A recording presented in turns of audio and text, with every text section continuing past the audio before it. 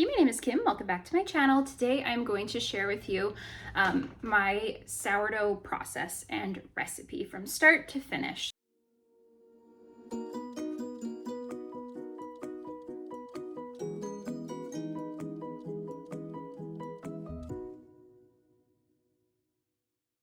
So I've posted a sourdough video before, but it's been a little while. I've improved my technique and my final product is a lot better. So I wanted to remake it and show you how I now make my sourdough. So if that interests you, please keep watching. I've got my sourdough sweatshirt on here. I got this from Shein, Sourdough Wake and Bake Club. Thought that was really cute. So here's all of the things that I use to make my sourdough. I have definitely acquired a few new tools, but they are honestly so useful. First is this banneton. Oh my God, my bread is so much nicer with it. I also recently bought a lame or lame. Instead of just using a razor blade, I have this Swedish dough whisk, which came from Dollarama, rice flour from Dollar Tree, and parchment paper from Dollar Tree, and then of course my trusty Dutch oven.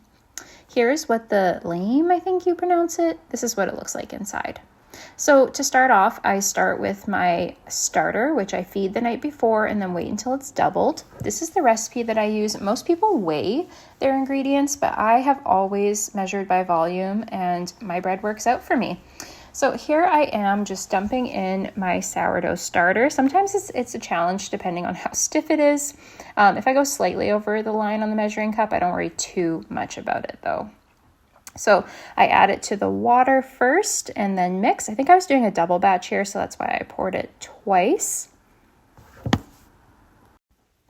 And then I just started mixing with my Danish dough whisk. Now, I think when I started making sourdough, I just used a fork, but seriously, this whisk is so helpful in mixing the dough before you switch to your hands. Now I'm adding in my flour. I always add my salt last, which runs the risk of forgetting it completely, but some people think if you add the salt straight to the starter, it'll mess with the starter somehow. Very technical with my sourdough if you can't tell. Kidding. Anyway, so I measured in my 6 cups of flour here. Again, I was doubling the recipe, and then I started to whisk with my Danish dough whisk. And so I just, actually here I'm adding my salt, and I just use like flaky sea salt, or no, it's not sea salt. It's like the coarse canning salt. And then I started mixing with my Danish dough whisk, and I just kind of whisk this until it starts to come together, and then I switch to my hands. So in this next clip, you'll see me just kind of gently squeezing the dough together until it forms a ball. So this is what it looked like in the end. I washed my hands and then I covered it with, I forgot to show this in my supplies list, but I actually just used like a hair or a shower cap, covered that for half an hour, and then did my first set of stretch and folds. So after letting it sit for that bit of time, the dough was nice and pliable. I just lifted the dough up and over like that. I usually repeat this about 4 times, but honestly, I'm a little fast and loose with it. I pretty much always do at least 4 times, but sometimes I do more. It just depends on if I forget or not. So another set of stretch and folds here. My dough is definitely taking shape in this clip.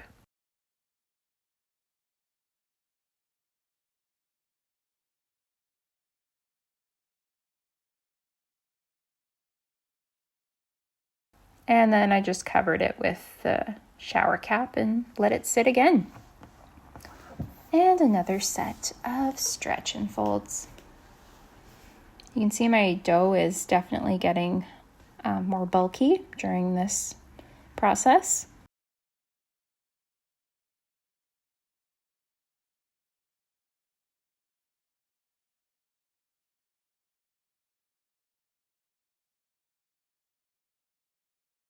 And this was my last set. So how many did I do here? 4? Yeah, I think so.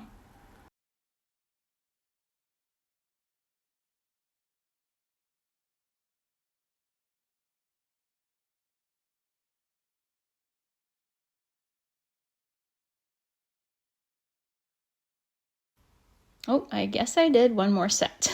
Wow, look how much my dough has risen in bulk. It's really cool to watch this in video later because sometimes it's kind of hard to tell in person. Yeah, so this was definitely the final set, and you can see it was getting a little harder to shape it there. All right, so now it was time to shape it, and my dough has definitely doubled by this time. So I dumped it out onto the tabletop for shaping. I use a dough scraper to cut my dough in half. Now, the texture I look for with my dough is that, you're gonna laugh, but I'm dead serious. I look for booty texture. So it should feel like you're grabbing a love handle.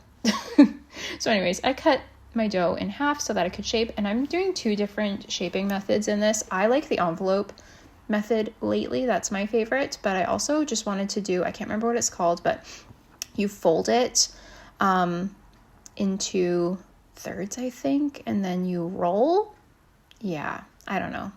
So I just start by stretching out my dough, and then the next step is where I fold it into thirds, like I said, and then you just roll it up. And I think this is the technique that most people use in videos and stuff. I'm not a huge fan, but I wanted to try it. I think this works a little better for batards. Yeah, I got a hair in my dough here. I really should have put my hair back, but this is just for us. If I was giving this to someone else, then I would, yeah, have my hair up. So then I just move my hands underneath like this to create tension on the top. I don't remember what this is called either. Like I said, I'm not the most technical person. I just do what works. This is my banneton with rice flour in it, and I just plopped my dough in there and covered it. And then here's my other folding method. Now this is my favorite method.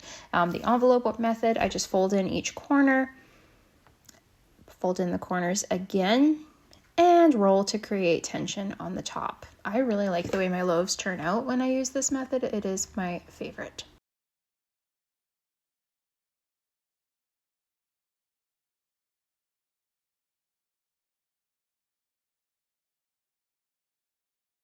So I did end up stitching them across the top. It's just like pinching across the top like that, and then covered them with my liner.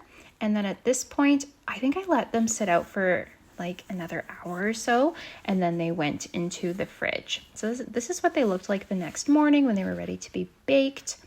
Or wait, no, that's what they looked like before they went into the fridge. This is what they look like the next morning when they're ready to be baked. So one is very slightly larger than the other, but that's probably because I didn't weigh it or anything. My son's little boots in the background. So I always use parchment paper. I really want to get the silicone dough slings, but I just don't have them yet. I'm getting them eventually. I'm slowly acquiring things here. So I flipped my bannetons over, and then I just tapped them to get a little bit of rice flour on there, and then I removed them. I love the swirls that imprint on the dough. Looks so nice. And then I just came over with I shaped it a little more just to get it nice and round.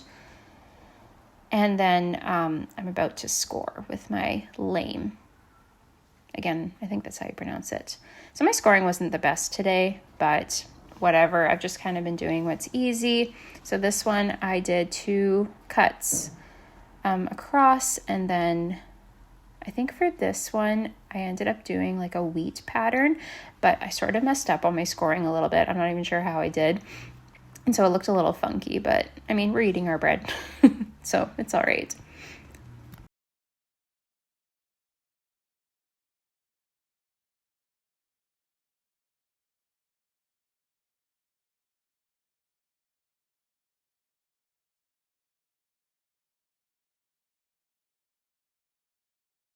So this is what they looked like when they were ready to go into the oven. I preheated my Dutch ovens in, oh yeah, there's that funky scoring I was talking about. So I preheated my Dutch ovens in the oven for until the oven was up to temperature, so 450.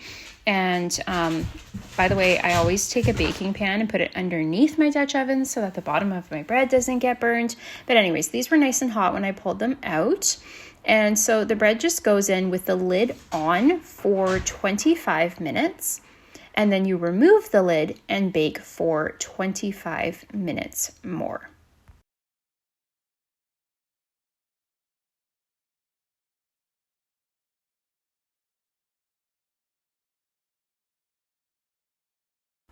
All right, so now it was time to take them out and check out that spring. This is one of my favorite parts, just seeing how much it has risen. Look how huge those are. I swear, since I've started using bannetons, my bread loaves have been so much bigger. I don't know why. So now it was time to get those back in with the lid off for another 25 minutes.